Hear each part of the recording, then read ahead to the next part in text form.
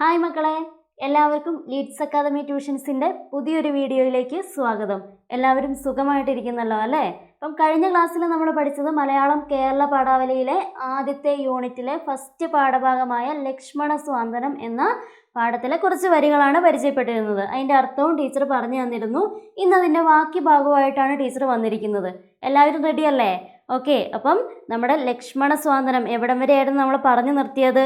എവിടം വരെയായിരുന്നു? വത്സ സൗമിത്രയെ തുടങ്ങി ആദ്യത്തെ വരികൾ മുതൽ സ്വപ്ന തുല്യം സഖേ ഈ വരികൾ വരെയായിരുന്നു നമ്മൾ പറഞ്ഞു നിർത്തിയത്. അപ്പം നമുക്ക് ആദ്യം മുതലൊന്ന് പറഞ്ഞാൽ ഇതേതാണ് യൂണിറ്റ്? ഫസ്റ്റ് യൂണിറ്റ് അല്ലേ? കാലാതീതം കാവ്യവിസ്മയം എന്ന് പറയുന്ന ആദ്യത്തെ യൂണിറ്റ്. അതിലെ ആദ്യത്തെ പാഠഭാഗമായ ലക്ഷ്മണ സ്വാന്തനം എഴുതിയിരിക്കുന്നത് ആരാണ്? തുഞ്ചത്ത് രാമാനുജൻ എഴുത്തച്ഛനാണ്. അദ്ദേഹത്തെക്കുറിച്ചൊക്കെ നമ്മൾ പറഞ്ഞിട്ടുണ്ടായിരുന്നു. അപ്പം നമ്മൾ കുറച്ച് വരികളും കൂടി പഠിച്ചിട്ടുണ്ടായിരുന്നു ആ ക്ലാസ്സിൽ അല്ലേ? കുറച്ച് വരികൾ പഠിച്ചിട്ടുണ്ടായിരുന്നു. അതിലെ പ്രധാനപ്പെട്ട വരികളെല്ലാം ടീച്ചർ പറഞ്ഞു തന്നിട്ടുണ്ടായിരുന്നു. ഭോഗങ്ങളെല്ലാം ക്ഷണപ്രഭാ ചഞ്ചലം തുടങ്ങിയ വരികൾ. പിന്നെ ഏതാണ്? ചക്ഷുശ്രവണ ഗളസ്തമാൻ ദുർധരം ആ 4 വരികൾ. അടുത്തതോ പാന്തർ പെരുവഴി അമ്പലം തന്നിലെ തുടങ്ങി ഇമ്പോർട്ടൻ്റ് ആയിട്ടുള്ള വരികളും ടീച്ചർ പറഞ്ഞിട്ടുണ്ടായിരുന്നു. അതിൻ്റെ എല്ലാ അർത്ഥങ്ങളും ടീച്ചർ പറഞ്ഞു തന്നിട്ടുണ്ടായിരുന്നു. അപ്പം എല്ലാവരും വായിച്ചു നോക്കിയിരുന്നല്ലോ അല്ലേ? ടീച്ചർ പറയുന്ന കാര്യങ്ങൾ കറക്റ്റായിട്ടൊന്ന് വായിച്ചു നോക്കുക. കവിതയൊക്കെ എന്ന് പറഞ്ഞ മക്കളെ അത് കറക്റ്റ് വായിച്ച് നോക്കി അതിൻ്റെ ഓരോ വാക്കിൻ്റെ അർത്ഥവും പഠിച്ചു പോയാലാണ് നമുക്ക് എക്സാമിനൊരു ക്വസ്റ്റ്യൻ വന്നു കഴിഞ്ഞാൽ അതിനെക്കുറിച്ച് കൃത്യമായിട്ട് എഴുതാനായിട്ട് സാധിക്കുകയുള്ളൂ. അതുകൊണ്ട് കൃത്യമായിട്ട് ആ കവിത നിങ്ങളൊന്ന് കാണാപ്പാഠമാക്കി വെക്കുക. നല്ല പോലെ ഓരോ വരിയുടെ അർത്ഥവും കറക്റ്റായിട്ട് പഠിച്ചു പോവുക കേട്ടോ. ടീച്ചർ പറഞ്ഞു പോകുന്ന കൂടെ മനസ്സിലാവാത്ത അർത്ഥങ്ങളൊക്കെ ഉണ്ടെങ്കിൽ അതൊക്കെ ഒന്ന് പഠിച്ചു വെച്ചോളൂ. അർത്ഥങ്ങളൊക്കെ 1 വേർഡ് ക്വസ്റ്റ്യൻസ് ഒക്കെ വരാൻ സാധ്യതയുണ്ട്. അതുകൊണ്ടാണ്. അപ്പം നമ്മൾ പറഞ്ഞു നിർത്തിയത് എന്തായിരുന്നു? അതായത് എന്തായിരുന്നു ഈ ലക്ഷ്മണ സ്വാന്തനം എന്ന് പറയുന്ന കവിതയുടെ പശ്ചാത്തലം എന്തായിരുന്നു? ശ്രീരാമ പട്ടാഭിഷേകം മുടങ്ങിയതറിഞ്ഞ ലക്ഷ്മണൻ വളരെയധികം കുപിതനാകുകയും അതിൽ തൻ്റെ ജ്യേഷ്ഠനായ ശ്രീരാമൻ ലക്ഷ്മണനെ വളരെ സൗമ്യനായിട്ട് ആശ്വസിപ്പിക്കുകയും ചെയ്യുന്നതായിരുന്നു നമ്മുടെ പാഠഭാഗം അല്ലേ? ഉപദേശം കൊടുക്കുന്നു, കുറച്ച് ഉപദേശങ്ങളൊക്കെ കൊടുക്കുന്നു. എന്താ പറയുക, ഈ ലോകത്തുള്ള സുഖങ്ങളൊന്നും നമുക്ക് നമ്മുടെ കൂടെ ഉണ്ടായിരിക്കുകയില്ല. അതെപ്പോൾ വേണമെങ്കിലും നഷ്ടപ്പെട്ടു പോയേക്കാം അല്ലേ? ഈ സുഖവും ദുഃഖവും ഒന്നും എന്താ പറയുക എപ്പോഴും ഒരേപോലെ നിൽക്കുന്ന ഒന്നല്ല അല്ലേ? എല്ലാം മാറി മറിഞ്ഞു പോയേക്കാം. അതുകൊണ്ട് തന്നെ നമുക്കുള്ളതിൽ നമ്മൾ തൃപ്തരായി ജീവിക്കുക, ഒന്നിലും അഹങ്കരിക്കാതിരിക്കുക എന്ന് തുടങ്ങി ശ്രീരാമൻ കുറേയധികം ഉപദേശം ആർക്ക് കൊടുക്കുന്നുണ്ട്? തൻ്റെ അനുജനായ ലക്ഷ്മണന് കൊടുക്കുന്നുണ്ട്. അതിനെക്കുറിച്ചായിരുന്നു നമ്മൾ പറഞ്ഞു നിർത്തിയത്. ഇനിയും ഇമ്പോർട്ടൻ്റ് ആയിട്ടുള്ള കുറേയധികം വരികളുണ്ട് കേട്ടോ.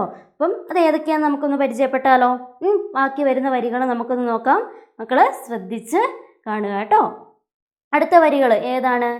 ദേഹം നിമിത്തം മഹംബുദ്ധി കൈക്കൊണ്ട് മോഹം കലർന്നു ജന്തുക്കൾ നിരൂപിക്കും ബ്രാഹ്മണോഹം നരേന്ദ്രോഹം ആട്യോഹം എന്നാമ്രോടിതം കലർന്നീടും ദശാന്തരെ.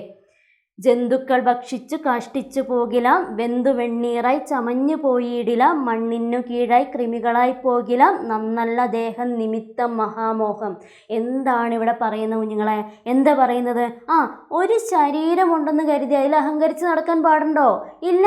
നമുക്കൊരു ശരീരമുണ്ട്. അതിൽ അഹങ്കരിക്കരുത്. അതിലെങ്ങനെയാണ് മനുഷ്യന്മാർ അഹങ്കരിക്കുന്നതെന്നാണ് പറയുന്നത്? ഞാൻ ബ്രാഹ്മണനാണ് അല്ലേ? ഞാൻ ഉന്നത കുലജാതനാണ്, ഞാൻ ഉന്നത കുലത്തിൽ ജനിച്ചവനാണ്, ബാക്കി എല്ലാവരും എൻ്റെ താഴെയാണ് എന്ന് പറഞ്ഞ് അഹങ്കരിച്ച് നടക്കാൻ പാടുണ്ടോ? ഇല്ല. എന്താ ഇവിടെ പറയുന്നത്? ഞാൻ ബ്രാഹ്മണനാണെന്നോ ഞാൻ രാജാവാണെന്നോ ഞാൻ ആഢ്യനാണെന്നോ എന്നൊക്കെ വിചാരിച്ചിട്ട് ആവർത്തിച്ച് ചിന്തിച്ചുകൊണ്ടിരുന്നിട്ട് കാര്യമുണ്ടോ? ഇല്ല. എങ്ങനെയുള്ളവനായിക്കോട്ടെ അല്ലേ, ഉയർന്നവനായിക്കോട്ടെ താഴ്ന്നവനായിക്കോട്ടെ, അങ്ങനെ തന്നെ നമ്മൾ പറയുന്നത് തന്നെ ശരിയല്ല അല്ലേ? എല്ലാവരും ഒരുപോലെയാണ്. പക്ഷേ ചില മനുഷ്യർ വിചാരിക്കുന്നുണ്ട് ഞാൻ ഉയർന്നവനാണ്, ഞാൻ ഉന്നത കുല ജാതിയിൽ പിറന്നവനാണ്. എങ്ങനെയുള്ളവനായിക്കോട്ടെ അവനെല്ലാം മരണം എങ്ങനെയായിരിക്കും? ഒരുപോലെ ആയിരിക്കും. എല്ലാവരും മരിക്കും അല്ലേ? ജനിച്ചാൽ ഉറപ്പായിട്ടും മരണമുണ്ട്. ആ ഒരു ജീവിതത്തിൽ, ആ ഒരു മരണത്തിനും ജനനത്തിനും ഇടയ്ക്കുള്ള ഒരു ജീവിതത്തിൽ നമ്മൾ അഹങ്കരിക്കുന്നതിൽ അർത്ഥമുണ്ടോ? ഇല്ല. അതാണ് ഇവിടെ പറയുന്നത്. എന്താണ്?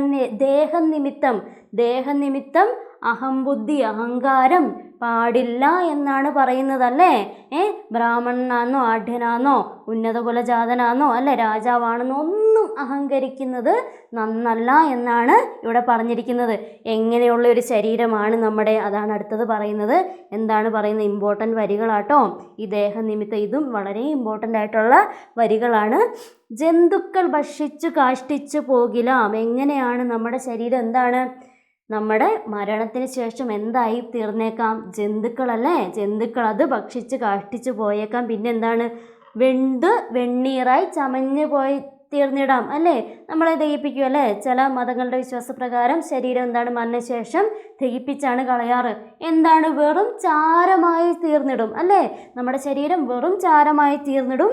അതുമല്ലെങ്കിൽ എങ്ങനെയാണ്, മണ്ണിന് കീഴായി കൃമികളായി പോകിലാം അല്ലേ. മണ്ണിൽ കുഴിച്ചിടുകയാണെങ്കിൽ നമ്മുടെ ശരീരം എന്താണ്, കുറച്ച് നാളുകളൊക്കെ കഴിയുമ്പോഴത്തേക്കും, കുറച്ച് ദിവസങ്ങളൊക്കെ കഴിയുമ്പോഴത്തേക്കും അത് കൃമികൾ തിന്ന് എന്താ പറയുക, ഒന്നുമല്ലാതായി പോയിടാം. അതുകൊണ്ട് തന്നെ നമ്മുടെ ഈ ശരീരത്തിൽ നമ്മൾ അഹങ്കരിക്കാൻ പാടുണ്ടോ, ഇല്ല. അപ്പം ദേഹത്തെക്കുറിച്ച് ഓർത്ത്, അല്ലെങ്കിൽ നമ്മുടെ എന്താ പറയുക ജാതിനെക്കുറിച്ച് ഓർത്തോ, നമ്മുടെ ആ ഒരു ഉയർച്ച താഴ്ചകൾ അതിനെക്കുറിച്ച് ഓർത്തോ ഒന്നും നമ്മൾ എന്ത് ചെയ്യാൻ പാടില്ല. ഞാൻ ഉന്നതനാണ്, ഞാൻ ഉയർന്നവനാണ് എന്ന് കരുതി നമ്മൾ അഹങ്കരിക്കാൻ പാടില്ല എന്നാണ് ഇവിടെ പറഞ്ഞിരിക്കുന്ന ഇമ്പോർട്ടൻ്റ് വരികളാണ് മക്കളെ. ശ്രദ്ധിച്ച് വായിച്ച് മനസ്സിലാക്കുക. നമ്മൾ വായിക്കുമ്പോൾ തന്നെ അതിൻ്റെ അർത്ഥം നമുക്ക് മനസ്സിലായി കിട്ടും. ഓക്കെ, അപ്പം അടുത്ത വരികൾ എന്താണെന്ന് നമുക്ക് നോക്കാം. അപ്പം അടുത്ത വരികളിൽ പറയുന്നത് എന്താണ്, ത്വക് മാംസ രക്താസ്തി വിൺമൂത്ര രോദസാം സമ്മേളനം പഞ്ചഭൂതക നിർമ്മിതം മായാമയമായി പരിണാമിയായോരോ കായം വികാരിയായുള്ളിതിനാധ്രുവം. ദേഹാഭിമാനം നിമിത്തമായുണ്ടായ മോഹേന ലോകം ദഹിപ്പിക്കുന്നതിന്ന് നീ മാനസതാരിൽ നിരൂപിച്ചതും തവ ജ്ഞാനമില്ലായ്കയെന്നറിയുക നീ ലക്ഷ്മണ. ദോഷങ്ങളൊക്കവേ ദേഹാഭിമാനിന രോക്ഷേണെ വന്നു ഭവിക്കുന്നതോർക്ക നീ. എന്താ മക്കളെ ഇവിടെ പറയുന്നത് അല്ലേ, തൊലി, മാംസം, രക്തം, അസ്ഥി, മലം, മൂത്രം, ബീജം തുടങ്ങിയവ കൂടിച്ചേർന്ന നമ്മുടെ ശരീരം പഞ്ചഭൂതങ്ങളാൽ നിർമ്മിതമാണ് എന്നാണ് പറയുന്നത്. അത് മാറ്റങ്ങൾക്ക് വിധേയമാണ് അല്ലേ. നമ്മുടെ ശരീരം എന്താണ്, മാറ്റങ്ങൾക്ക് വിധേയമാണ്. അപ്പോൾ ഇവിടെ എന്താ പറയുന്നത്, ദേഹാഭിമാനം നിമിത്തം ഉണ്ടായ മോഹത്താലാണ് നീ ലോഹം ദഹിപ്പിക്കുവാനായിട്ട് ആഗ്രഹിച്ചിരിക്കുന്നത്. അതായത് നീ എന്താ പറയുക, എന്തൊക്കെയാണ് എന്നുള്ളൊരു ചിന്തയിലാണ് അല്ലേ ഈ ലോകത്ത് ഈ ഒരു ചെറിയൊരു സംഭവം ഉണ്ടായപ്പോഴത്തേക്കും ഇതെല്ലാം എന്താ പറയുക, ലോകത്തെ തന്നെ ഇല്ലാതാക്കി തീർക്കും എന്നുള്ളൊരു രോക്ഷത്തിൽ നീ നിൽക്കുന്നത്. അതൊക്കെ ശരിയാണോ? അല്ല.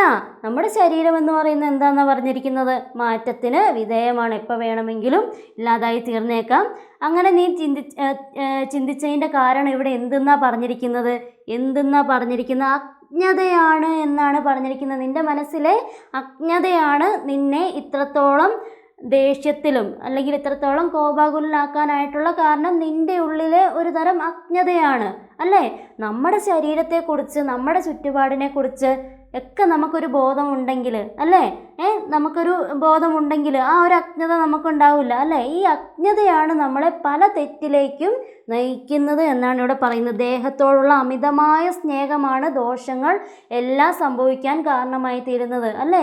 എൻ്റെ ദേഹം കൊണ്ട് അല്ലെങ്കിൽ എൻ്റെ ഒരു പദവി വെച്ചുകൊണ്ട് എനിക്ക് എന്തെല്ലാമോ ചെയ്യാൻ കഴിയും, ഈ ലോകത്തെ തന്നെ ഇല്ലാതാക്കാൻ കഴിയുമെന്നത് പറയുന്നത് നമ്മുടെ ശരിക്കും പറഞ്ഞാൽ എന്താണ്, നമ്മുടെ അജ്ഞതയാണ് എന്നാണ് പറയുന്നത് അല്ലേ. അടുത്ത വരികളിൽ എന്താ പറഞ്ഞിരിക്കുന്നത് നോക്കാം. ദേഹോഹം എന്നുള്ള ബുദ്ധി മനുഷ്യർക്ക് മോഹമാതാവാം അവിദ്യയാകുന്നതും ദേഹമല്ലോർക്കിൽ ഞാൻ ആത്മാവാകുന്നതും മോഹൈക ഹന്ത്രിയായി ഉള്ളത് വിദ്യകൾ. എന്താ പറയുന്നത് ഇവിടെ, ദേഹമാണ് ഞാൻ എന്ന ചിന്ത മനുഷ്യരുടെ അവിദ്യയാണ് കാണിക്കുന്നത്. അവിദ്യയുണ്ട് ഇവിടെ, വിദ്യേനേയും പറയുന്നുണ്ട്, അവിദ്യേനേയും പറയുന്നുണ്ട്, വിദ്യേനേയും പറയുന്നുണ്ട് ഇവിടെ. അതായത് നമ്മുടെ അവിദ്യ എന്താണെന്ന് പറയുന്നത്, ദേഹമാണ് ഞാൻ അല്ലേ, ഞാൻ എന്തൊക്കെയോ ആണ് അല്ലേ, ആ ഒരു ചിന്തയാണ് എന്താ പറയുന്നത്, മനുഷ്യരുടെ അവിദ്യയാണ് കാണിക്കുന്നത്. അവന് വിദ്യയില്ല, അവന് വിദ്യാഭ്യാസമില്ല, അവൻ്റെ എന്താ പറയുക ആ വിദ്യാഭ്യാസക്കുറവിനെ, അവൻ ആ വിദ്യ ഇല്ലാത്തതിനാണ് അവിടെ കാണിക്കുന്നത്. മോഹങ്ങളെ ജനിപ്പിക്കുന്നത് എന്താണ്, നമുക്ക് അത്യാഗ്രഹങ്ങളല്ലേ, വലിയ ആഗ്രഹങ്ങളാവാം. നമ്മുടെ അത്യാഗ്രഹങ്ങളെ ജനിപ്പിക്കുന്നത് എന്താണ്, അവിദ്യയാണ്, നമ്മളിലെ അറിവില്ലായ്മയാണ് നമ്മുടെ ആഗ്രഹങ്ങളെ ജനിപ്പിക്കുന്നത്, അത്യാഗ്രഹങ്ങളെ ജനിപ്പിക്കുന്നതെന്നാണ് ഇവിടെ പറയുന്നത്. അതിനാൽ അവിദ്യ മാതാവാകുന്നു. ഞാൻ ദേഹമല്ല ആത്മാവാണെന്ന ചിന്ത മോഹത്തെ നശിപ്പിക്കുന്ന വിദ്യയുമാകുന്നു. അതായത് ഞാൻ മോഹമല്ല, ഇവിടെ ആത്മാവിനെയും ദേഹത്തെയൊക്കെ പറയുകയാണ്. അതായത് ഞാൻ ദേഹമാണ് എന്ന് പറയുന്നത് എന്താകുന്നു? അവിദ്യയാകുന്നു. അതല്ല, ആത്മാവാണ്, ഞാൻ വെറും ആത്മാവാണ് എന്ന ചിന്ത മോഹത്തെ, നമ്മുടെ മോഹങ്ങളെല്ലാം നശിപ്പിച്ചുകൊണ്ട് അവിടെ എന്തുണ്ടാക്കുന്നു? വിദ്യ ഉണ്ടാക്കുന്നു, അല്ലേ? വിദ്യയാകുന്നു, നശിപ്പിക്കുന്ന ഒരു വിദ്യയായി മാറുന്നു എന്നാണ് ഇവിടെ പറയുന്നത്. മനസ്സിലായ മക്കളെ? അപ്പോൾ അവിദ്യയും വിദ്യയും ഈ തിരിച്ചറിവ് നമുക്കുണ്ടാകണമെങ്കിൽ, അല്ലേ, ഞാൻ വലിയ ആളാണ് എന്നുള്ള ധാരണ നടന്നു കഴിഞ്ഞാൽ ഒരിക്കലും എന്തുണ്ടാവില്ല, അവിടെ ഇരുട്ട് മാത്രമേ ഉണ്ടായിരിക്കുകയുള്ളൂ. ഈ ഇരുട്ട് മാറി വെളിച്ചം വരണമെങ്കിൽ എന്തുണ്ടായിരിക്കണം? നമുക്ക് വിദ്യ ഉണ്ടായിരിക്കണം. ആ വിദ്യ മാറി വിദ്യ നമ്മുടെ ഉള്ളിൽ വന്നാൽ മാത്രമേ എന്താണ് ഞാനെന്ന ഭാവം അത് ഇല്ലാതാവുകയുള്ളൂ എന്നിവിടെ എഴുത്തച്ഛൻ പറഞ്ഞു വെക്കുന്നു. വരികൾ ശ്രദ്ധിച്ച് വായിക്കുക. ഓക്കെ, അപ്പം അടുത്ത വരികൾ നമുക്ക് നോക്കാം. അത് കുറച്ച് ഇമ്പോർട്ടൻ്റ് ആണ് കേട്ടോ. സംസാരകാരിണിയായത് അവിദ്യയും സംസാരനാശിനിയായത് വിദ്യയും. എന്താ നോക്കാം നമുക്ക്. സംസാരകാരിണിയായത് അവിദ്യയും സംസാരനാശിനിയായത് വിദ്യയും ആകയാൽ മോക്ഷാർത്ഥിയാകിൽ വിദ്യാഭ്യാസം ഏകാന്ത ചേതസ ചെയ്യുക വേണ്ടെന്നതും. തത്ര കാമക്രോധലോഭ മോഹാദികൾ ശത്രുക്കളാകുന്നതെന്നും അറിക നീ. മുക്തിക്ക് വിഘ്നം വരുത്തുവാനത്രയും ശക്തിയുള്ളെന്നതിൽ ക്രോധമറികടോ. എന്താ ഇവിടെ പറയുന്നത്? എന്താ പറയുന്നത്? അതായത് സുഖഭോഗങ്ങളിൽ ഭ്രമിച്ചു കഴിയുന്ന സംസാര ജീവിതത്തിന് കാരണമാകുന്നത് അവിദ്യയാണ്. ടീച്ചർ നേരത്തെ പറഞ്ഞ പോലെ തന്നെ നമ്മളിലെ അവിദ്യയാണ് നമ്മൾ ഒരുപാട് സുഖഭോഗങ്ങൾ തേടിപ്പോകാൻ കാരണമാകുന്നത്. നമ്മളിലെ അറിവില്ലായ്മയാണ് ഒരുപാട് കാര്യങ്ങൾ, അതായത് ഇനിയും വേണം ഇനിയും വേണം ഇനിയും വേണം എന്നുള്ള ചിന്തയിൽ നമ്മളെ ജീവിക്കാൻ പ്രേരിപ്പിക്കുന്നതും അതിലേക്ക് കടന്നു പോകുന്നതും നമ്മളിലെ അവിദ്യയാണ് എന്നാണ് പറയുന്നത്. ആ വിദ്യയെ അതിനെ ഇല്ലാതാക്കുന്നത് വിദ്യയുമാണ്, അല്ലേ? അതിനെ ഇല്ലാതാക്കുന്നത് എന്താണ്? അവിദ്യയെ ഇല്ലാതാക്കുന്നത്, നമ്മളിലെ അജ്ഞതയെ ഇല്ലാതാക്കുന്നത് എന്താണ്? വിദ്യയാണ് എന്നാണ് പറയുന്നത്. അതുകൊണ്ട് മോക്ഷം നേടണമെങ്കിൽ, നമ്മുടെ ജീവിതത്തിൽ നമുക്ക് തെറ്റുകളൊന്നുമില്ലാതെ നമുക്ക് മോക്ഷം നേടണമെങ്കിൽ എന്ത് വേണം? വിദ്യ അഭ്യസിക്കേണ്ടതാണ്. വിദ്യാഭ്യാസം, അല്ലേ? വിദ്യാഭ്യാസം നമ്മൾ ഇന്നത്തെ കാലത്ത് ഏറ്റവും കൂടുതൽ നമുക്ക് വേണ്ടത് എന്താണ്? വിദ്യാഭ്യാസമാണ്, അല്ലേ? ഈ വിദ്യാഭ്യാസത്തിലൂടെ നമ്മൾ നേടുന്ന അറിവുകൾ, അല്ലേ? അപ്പം ഇവിടെ എന്താ പറയുന്നത്? മോക്ഷം നേടണമെങ്കിൽ, നമ്മുടെ ജീവിതത്തിൽ മോക്ഷം നേടണമെങ്കിൽ നമ്മുടെ ജീവിതത്തെക്കുറിച്ച് ശരിയായ ഒരു ധാരണ നമുക്ക് ഉണ്ടാകണമെങ്കിൽ എന്തുണ്ടായിരിക്കണം? വിദ്യ അഭ്യസിക്കേണ്ടത് ആവശ്യമാണ് എന്ന് പറയുന്നു. അവിടെ എന്തൊക്കെയാണ് അവിടെ ശത്രുക്കളായിട്ട് വരുന്നത്? കാമം, ക്രോധം, ലോഭം, മോഹം തുടങ്ങിയവ നമ്മുടെ ശത്രുക്കളാണ് എന്നറിയുക. അവിടെ ഈ വിദ്യയുള്ളിടത്ത് എന്തൊക്കെയാണ് നമ്മുടെ ശത്രുക്കളായിട്ട് വരുന്നത്? കാമം, ക്രോധം, ലോഭം, മോഹം, അല്ലേ? അഹങ്കാരത്തിനായിട്ട് നമ്മൾ എന്താ പറയുക, നമുക്ക് ചില സമയത്ത് അഹങ്കരിക്കാറുണ്ടല്ലേ? വിദ്യയുള്ളവന് ഒരിക്കലും ആ ഒരു അഹങ്കാരം ഉണ്ടായിരിക്കില്ല. വിദ്യയാണ് ഇതിനെല്ലാത്തിനും കാരണം. അവിടെ എന്താ പറയുക, വിദ്യയുള്ളിടത്ത് എന്തിന് സ്ഥാനമില്ല എന്നാണ് പറയുന്നത്? കാമം, ക്രോധം, ലോഭം, മോഹം തുടങ്ങിയവയ്ക്കൊന്നും സ്ഥാനമില്ല. ഇതൊക്കെ അവിടെ ശത്രുക്കളാണ് എന്നാണ് പറയുന്നത് മക്കളെ. അപ്പം അതും കൂടെ ഒന്ന് മനസ്സിലാക്കി വെച്ചോളുക. ഓക്കെ, ഇവയിൽ മോക്ഷത്തിന് തടസ്സമായി നിൽക്കാൻ ഏറ്റവും ശക്തിയുള്ളത് അടുത്തൊരു കാര്യം പറയുന്നത് ക്രോധമാണ്. എന്താണ്? ക്രോധത്തെക്കുറിച്ച് പറയുന്നു, അല്ലേ? ക്രോധത്തെക്കുറിച്ചാണ് ഇനിയും പറയുന്നത്. ഇമ്പോർട്ടൻ്റ് ആണ് എന്ത്? ക്രോധം, അല്ലേ? നമുക്ക് എല്ലാവർക്കും ഉള്ള ഒരു കാര്യമാണ് എന്ത്? ദേഷ്യമല്ലേ? ഭയങ്കര ദേഷ്യം വരാറില്ലേ? അതുപോലെ ഉള്ളതാണ്. എന്താണ് പറയുക ഇവിടെ? മോക്ഷത്തിന് നമുക്ക് എന്താ പറയുക, മോക്ഷം ലഭിക്കണമെങ്കിൽ എന്ത് വേണമെന്ന്, അതായത് വിദ്യ കിട്ടണമെങ്കിൽ ഇവിടെ പറഞ്ഞിട്ടുണ്ടായിരുന്നു. എന്താ പറയുന്നത്? അതുകൊണ്ട് മോക്ഷം നേടണമെങ്കിൽ ഏകാഗ്രതയോടെ നമ്മൾ എന്ത് ചെയ്യണം? വിദ്യ അഭ്യസിക്കേണ്ടതാണ് എന്ന് പറയുന്നു. ഈ മോക്ഷത്തിന് തടസ്സമായി നിൽക്കുന്ന ഒരു കാര്യമാണ് എന്തെന്ന് പറയുന്നത്? ക്രോധം എന്ന് പറയുന്നത്. ഓക്കെ, അപ്പം ക്രോധത്തെക്കുറിച്ചാണ് അടുത്ത വരികളിൽ പറയുന്നത്. ക്രോധം important, very very very very important ആയിട്ടുള്ള വരികളാണ് മക്കളെ. മാതാ പിതൃ ഭാതൃ മിത്രസഖികളെ ക്രോധം നിമിത്തം ഖനിക്കുന്നതും പുമാൻ. ക്രോധമൂലം മനസ്താപമുണ്ടായി വരും. ക്രോധമൂലം നൃണാം സംസാരബന്ധനം. ക്രോധമല്ലോ നിജ ധർമ്മക്ഷയകരം. ക്രോധം പരിത്യജിക്കേണം ബുധജനം. എന്താ പറയുന്നത്? എന്താ ഇവിടെ പറയുന്നത്? അതായത് ഇമ്പോർട്ടൻ്റ് ആണ്, അടിവരയിട്ട് തന്നെ പോവുക. ഈ 5 വരികളും വളരെ ഇമ്പോർട്ടൻ്റ് ആണ്. അതായത് മാതാവ്, പിതാവ്, സഹോദരൻ, ബന്ധു, സുഹൃത്ത് എന്നിവരെ പോലും ക്രോധം മൂലം മനുഷ്യർ കൊല്ലുന്നു. അല്ലെ, ഇന്നത്തെ കാലത്ത് വളരെയധികം കൂടി വരുന്ന ഒരു കാര്യമാണ് എന്ത് കൊലപാതകങ്ങൾ. അല്ലേ, നമ്മൾ സ്വന്തം കുഞ്ഞിനെ, സ്വന്തം അച്ഛനെ, സ്വന്തം അമ്മേനെ, മക്കളെ അല്ലെങ്കിൽ അച്ഛൻ മക്കളെ, ഇങ്ങനെ പറഞ്ഞ് നമ്മൾ സ്വന്തത്തിൽപ്പെട്ടവരെയും ഒന്നും നോക്കാതെ നമ്മൾ എന്താ പറയുക, നിഷ്കരുണം കൊന്ന് ജീവിക്കുന്ന ഒരു കാലഘട്ടത്തിലൂടെയാണ് നമ്മൾ കടന്നു പോകുന്നത്. എന്താണ് ഇവിടെ ആ ഒരു കൊലയ്ക്ക് പിന്നിൽ ആ മനുഷ്യർക്ക് തോന്നുന്ന കാര്യം എന്തായിരിക്കും? ക്രോധമല്ല, ദേഷ്യം, ഒരാളോടുള്ള ഒരു പക. ഇതിൽ നിന്നാണ് ഈ കൊലപാതകങ്ങളെല്ലാം ഉണ്ടാകുന്നത്.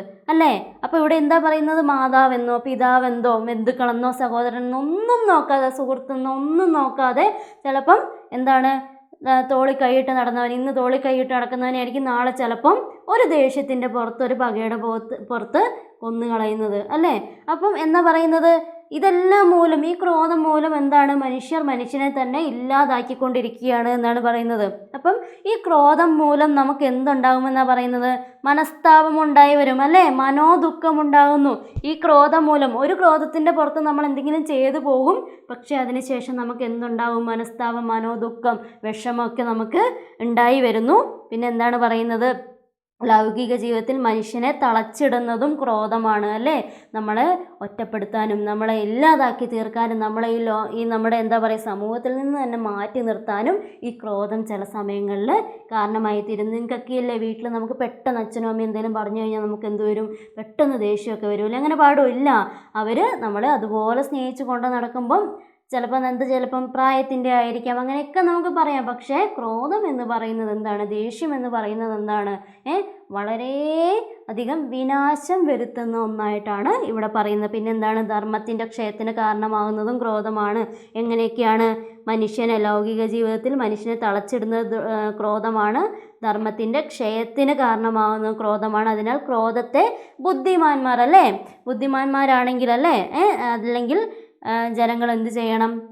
അത് ഉപേക്ഷിക്കുക തന്നെ ചെയ്യണം. ഇവിടെ പറയുന്നുണ്ട്, എന്താ പറയുന്നത്? ക്രോധമല്ലോ നിജ ധർമ്മക്ഷയകരം, ക്രോധം പരിത്യജിക്കണം ബുധജനം. അല്ലേ, അത് നല്ല മനുഷ്യരാണെങ്കിൽ, വിദ്യയുള്ള മനുഷ്യരാണെങ്കിൽ, ജ്ഞാനമുള്ള മനുഷ്യരാണെങ്കിൽ എന്ത് ചെയ്യണം? ക്രോധത്തെ ഉപേക്ഷിക്കുക തന്നെ ചെയ്യണം എന്നാണ് പറയുന്നത്. ഇത്രയാണ് കുഞ്ഞുങ്ങളെ നമ്മുടെ വരികൾ വന്നിരിക്കുന്ന ലക്ഷ്മണ സ്വാന്തനത്തിൽ. അപ്പം ശ്രീരാമൻ ലക്ഷ്മണനെ സമാധാനിപ്പിക്കുന്നതാണ് പാഠഭാഗം. ഇതിൽ ഒരുപാട് കാര്യങ്ങൾ പറഞ്ഞു പോയിട്ടുണ്ട്. ഭോഗങ്ങൾ എന്താണ്, സുഖങ്ങളൊന്നും എപ്പോഴും ഉണ്ടായിരിക്കുന്നത് പോലെ എപ്പോഴും നമ്മുടെ എന്താ പറയുക കൂടെ ഉണ്ടാകണമെന്നില്ല, എപ്പോൾ വേണമെങ്കിലും അതില്ലാതായി തീർന്നേക്കാം എന്ന് തുടങ്ങി വളരെ ഇമ്പോർട്ടൻ്റ് ആയിട്ടുള്ള ഒരുപാട് കാര്യങ്ങൾ പറയുന്നുണ്ട്. അല്ലേ, ദേഹനിമിത്തം നമ്മുടെ ശരീരം മൂലം നമുക്ക് എന്തുണ്ടാകാൻ പാടില്ല? അഹങ്കാരം ഉണ്ടാകാൻ പാടില്ല.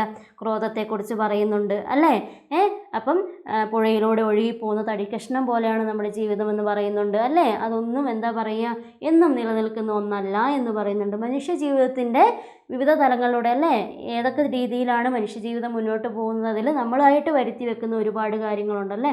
അപ്പം അതിനെല്ലാം നമുക്ക് വിദ്യ ഉണ്ടെങ്കിൽ, അല്ലെ, ജ്ഞാനമുണ്ടെങ്കിൽ, വിദ്യ ഉണ്ടെങ്കിൽ ആ വിദ്യനെയൊക്കെ മാറ്റി വിദ്യ നേടുകയാണെങ്കിൽ നമുക്ക് ജീവിതത്തിൽ മോക്ഷം തന്നെ കിട്ടുമെന്നാണ് എഴുത്തച്ഛൻ ലക്ഷ്മണ സ്വാന്തനം എന്നീ വരികളിലൂടെ പറഞ്ഞു വെക്കുന്നത്. അപ്പം ഇത്രയും കാര്യങ്ങളാണ് കവിതയിലെ ആശയമായിട്ട് നമുക്ക് പറയാനുള്ളത്. മക്കൾക്ക് ഏതെങ്കിലും വരികൾ മനസ്സിലാവാത്തതുണ്ടെങ്കിൽ ഒന്ന് നോട്ട് ചെയ്ത് വെച്ചോളുക കേട്ടോ. അത് ടീച്ചറിനോട് ചോദിച്ചാൽ മതി. പിന്നെ നിർബന്ധമായിട്ടും അർത്ഥം പഠിക്കേണ്ടതാണ്. ഈ പാഠത്തിലെ ഓരോ വാക്കുകളുടെ അർത്ഥവും നിർബന്ധമായിട്ടും പഠിച്ചു വയ്ക്കുക. ഇനിയും എന്താണ് ഈ പാഠത്തിൽ പറഞ്ഞിരുന്നതെന്ന് ടീച്ചർ പറഞ്ഞു കഴിഞ്ഞു. പിന്നെ ഇതിലെ പ്രധാന പോയിന്റുകൾ വരുന്നത് ഒന്നും കൂടെ നമുക്ക് പറഞ്ഞു പോകാം. ലോഹം, ദേഹം, ധനം, ധാന്യങ്ങൾ തുടങ്ങിയവയെല്ലാം ക്ഷണികമാണ്. അല്ലേ, ഇമ്പോർട്ടൻ്റ് ആയിട്ടുള്ള പോയിന്റ്സ് ആയിട്ടോ ടീച്ചർ പറഞ്ഞു പോകുന്നത്. വളരെ ഇമ്പോർട്ടൻ്റ് ആയിട്ടുള്ള മാത്രമേ ഇപ്പോൾ പറയുന്നുള്ളൂ. അപ്പം എന്താ പറയുന്നത്? ലോഹം, ദേഹം, ധനം, ധാന്യങ്ങൾ തുടങ്ങിയവയെല്ലാം ക്ഷണികമാണ്. മനുഷ്യജന്മം മിന്നൽ പിണർ പോലെ അസ്ഥിരമാണ്. കുടുംബ ബന്ധങ്ങളും ഐശ്വര്യവും യൗവനവും സ്ഥിരമല്ല. ലോകം അശുദ്ധവും മാറ്റങ്ങൾക്ക് വിധേയവുമാണ്. ദേഹാഭിമാനം മൂലം ഉണ്ടാകുന്ന മോഹം ദുഃഖത്തിന് കാരണമാകുന്നു. ആത്മാവാണ് ശാശ്വതമായത്, ദേഹമല്ല എന്ന് പറഞ്ഞിട്ടുണ്ട്. അവിദ്യ മോഹങ്ങൾക്ക് കാരണമാകുന്നു. പിന്നെന്താണ്? വിദ്യ മോഹത്തെ നശിപ്പിക്കുന്നു. വിദ്യയും അവിദ്യയും അതിൻ്റെ പ്രാധാന്യത്തെക്കുറിച്ച് പറഞ്ഞു വെക്കുന്നുണ്ട്. ഇവിടെ മോക്ഷം നേടണമെങ്കിൽ എന്ത് ചെയ്യണമെന്നാണ് പറയുന്നത്? വിദ്യ അഭ്യസിക്കണം എന്ന് പറയുന്നുണ്ട്. പിന്നെ കോപം, അല്ലേ, ക്രോധം അല്ലെങ്കിൽ കോപത്തെക്കുറിച്ച് പറയുന്നുണ്ട്. മനുഷ്യൻ്റെ ശത്രുവാണ്, അതിനെ നമ്മൾ ഉപേക്ഷിച്ച് കളയണം. ഈ പോയിന്റുകൾ കറക്റ്റായിട്ട് മക്കൾ പഠിച്ചു വെക്കുക കേട്ടോ. ഏത് ചോദ്യത്തിന് ഈ പാഠത്തിൽ നിന്ന് ഏതൊരു ചോദ്യം വന്നാലും എഴുതാൻ പാകത്തിനുള്ളൊരു ഇതിലെ പ്രധാന പോയിന്റാണ് ടീച്ചർ ഇപ്പോൾ പറഞ്ഞു പോയത്. ഇനി ഈ പാഠം നമുക്ക് നൽകുന്ന ഒരു സന്ദേശമുണ്ട്. എന്താണ് പറയുന്നത്? നമ്മുടെ ജീവിതം എന്ന് പറയുന്നത് എന്താണ്? ഒരു യാത്രയാണല്ലേ. അതിൽ നാം അനുഭവിക്കുന്ന ഒട്ടനവധി സുഖദുഃഖങ്ങളുണ്ട്. അപ്പം അതിൽ നമ്മുടെ ഈ ദേഹം, ഈ ശരീരം എന്ന് പറയുന്നത് എന്താണ്? വെറും ഒരു ഉപകരണം മാത്രമാണ്. അപ്പം അതിൽ ആത്മാവാണ് ശാശ്വതമായതെന്നാണ് പറയുന്നത്. അതിനാൽ ദേഹാഭിമാനം വെടിഞ്ഞിട്ട് എന്താണ്? ആത്മവിദ്യയിൽ ശ്രദ്ധ കേന്ദ്രീകരിച്ച് ജീവിതം സാർത്ഥകമാക്കുക അല്ലേ. നമ്മുടെ ജീവിതം മനോഹരമാക്കി തീർക്കാനായിട്ട് നമുക്ക് കഴിയും. നമുക്ക് മാത്രമേ നമ്മുടെ ജീവിതം മനോഹരമാക്കാൻ കഴിയുകയുള്ളൂ അല്ലേ, മറ്റൊരാൾക്ക് കഴിയുമില്ല. അതുകൊണ്ട് തന്നെ നാം എന്താണ്? വളരെ നല്ലവരായിട്ട് അല്ലേ, മറ്റുള്ളവരോടൊന്നും ശത്രുതയില്ലാണ്ട് നല്ലവരായിട്ട് ജീവിക്കുക. ഇതാണ്, ഇങ്ങനെ ഒരു നല്ലൊരു സന്ദേശമാണ് ലക്ഷ്മണ സ്വാതന്ത്ര്യം എന്ന കൃതിയിലൂടെ നമുക്ക് എഴുത്തച്ഛൻ പറഞ്ഞു തരുന്ന അധ്യാത്മരാമായണത്തിലെ ഒരു ഭാഗമാണ് ലക്ഷ്മണ സ്വാതന്ത്ര്യം. ഇതെല്ലാം മക്കൾ മനസ്സിലാക്കി വെക്കുക. ഇതിലെ ഇമ്പോർട്ടൻ്റ് ക്വസ്റ്റ്യൻസ്, എക്സാമിന് വരാൻ സാധ്യതയുള്ള ഇമ്പോർട്ടൻ്റ് ക്വസ്റ്റ്യൻസുമായിട്ട് പ്രധാനപ്പെട്ട ചോദ്യങ്ങളൊക്കെ ആയിട്ട് അടുത്ത ക്ലാസ്സിൽ ടീച്ചർ വരുന്നതായിരിക്കും. അതുവരേക്കും എല്ലാവർക്കും നല്ലൊരു ദിവസം ആശംസിക്കുന്നു. ഒപ്പം തന്നെ വീണ്ടും കാണാം. Thank you.